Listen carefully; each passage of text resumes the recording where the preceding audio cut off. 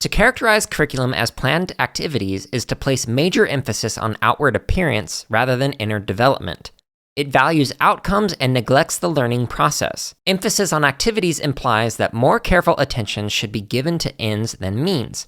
For example, many teachers in school districts are so intent on seeing that certain activities are implemented, the activities become the ends in themselves. There's a tendency to lose sight of purposes that the activities serve, such as their impact on the learning process or personal meaning. Attention to pre-specified activities obscures consequences that cannot be readily anticipated.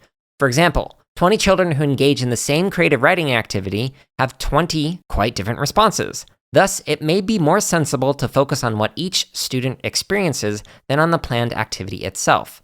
End quote. Okay, so yeah, it's great that you're thinking from simple to complex, scaffolding in things, maybe using like a Brunerian approach where you cycle back down, spiral down into concepts and practices, building off of the prior knowledge, etc., etc. But the focus can be so much on the design and the activities themselves, not necessarily the focus on the inner development. That is a criticism of that approach. But again, there's a lot of positives to it. And another criticism is that it's focusing on a sequence for a group to go through, generally speaking, rather than a sequence for an individual to co-construct together. So that could be another criticism. But again, there's positive approaches to this. I'm not saying you should never do this. This excerpt of the CSK8 podcast is from episode number 125 and is titled Images of Curriculum.